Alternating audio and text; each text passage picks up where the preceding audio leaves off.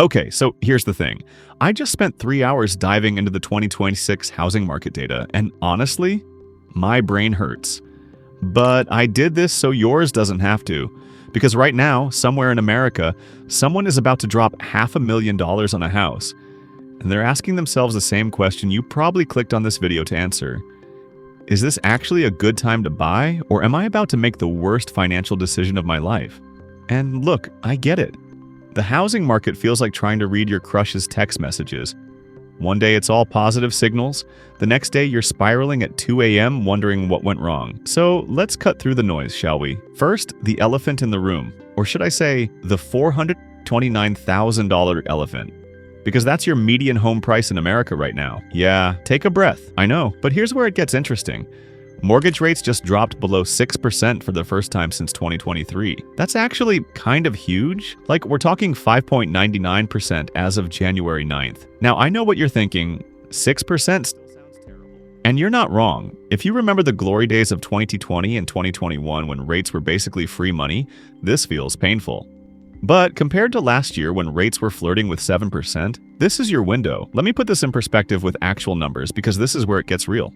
On that median-priced $429,000 home with a 20% down payment, at last year's peak of 7.16%, you were paying $2,939 per month. At today's 5.99%, you're paying $2,676 per month. That's over $260 saved every single month. Over the life of your 30-year mortgage, we're talking about $95,000 in savings. That's a luxury car. That's your kid's college fund. That's a lot of avocado toast, my friend. So here's the plot twist. It's actually a buyer's market right now. Like, genuinely.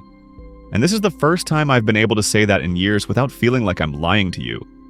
Active listings are up 12.6% from last year. There are literally 500,000 more sellers than buyers in the market right now. You know what that means? Leverage, power, the ability to actually negotiate instead of just throwing your entire life savings at a house and hoping the seller picks you. Sellers are getting nervous. About 18% of listings had price cuts in November, and houses are sitting on the market for 64 days. That's 3 days longer than last year.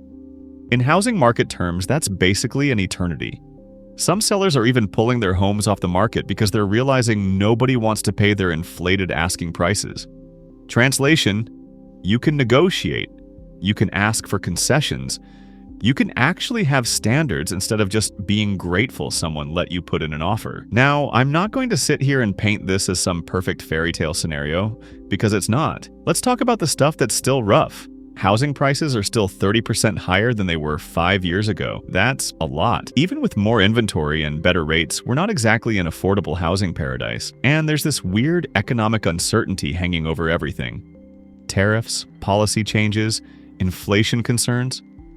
It's like trying to buy a house during a game of political Jenga. Plus, and this is important, while the national picture looks decent, location matters massively.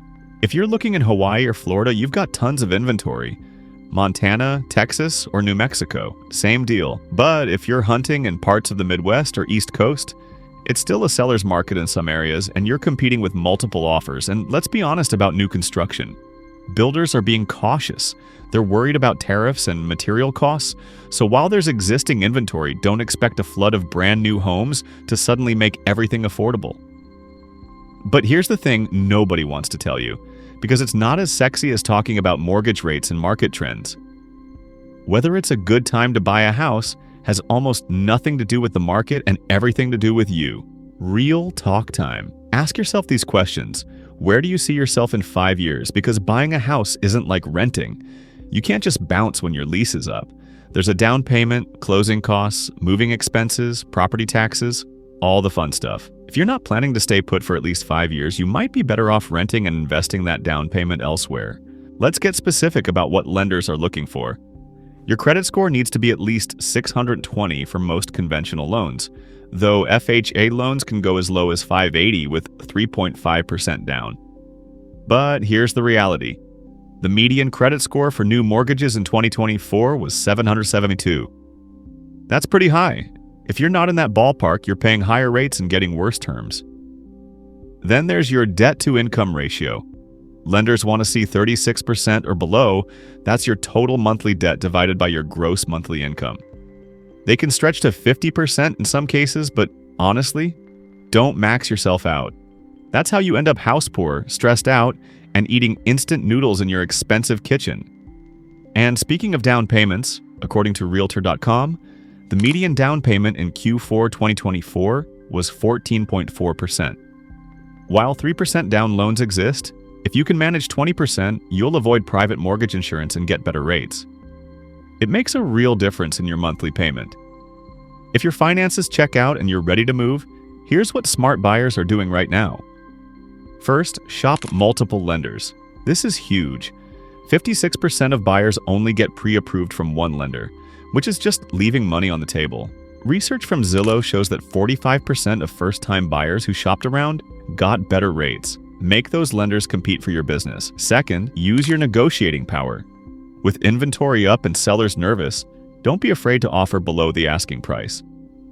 Request repairs, ask for closing cost assistance, and negotiate on terms. According to recent data, offers are increasingly coming in below asking. This is your market moment. Use it. Third, consider expanding your search area. If your dream neighborhood is too expensive, look at nearby areas. Markets vary wildly even within the same city. What's unaffordable in one zip code might be totally reasonable 15 minutes away. Here's the thing that could change everything. Economists are genuinely worried about inflation ticking back up in 2026. Policy changes, tariffs, and economic uncertainty could all push rates higher again. If that happens, your window of affordability closes fast. Redfin predicts that rates will trade between 6.1% and 6.3% for most of 2026, with the Fed making 2 rate cuts. But if inflation spikes, all bets are off. That affordable payment you're calculating today could be out of reach in 6 months. So if you're actually ready, and I mean genuinely ready, not just I saw a cute house on Instagram, ready? This might be the time to lock in before conditions potentially worsen. So here's my honest answer. If you have stable income, solid credit, decent savings, and you're planning to stay put for 5+ years, this is probably your best opportunity in recent years. The combination of rates below 6% and increased inventory is real, and waiting for some mythical perfect market might mean missing this window entirely. But if your finances are shaky, your job is uncertain, or you're not sure about your long-term plans, wait. There's zero shame in renting while you get everything lined up. A house should improve your life, not keep you awake at night worrying about payments. The market is better than it was. It might not get much better for a while, but only you can decide if it's right for your situation, not just the market situation. Make your decision based on your numbers, not FOMO. Your future self will thank you.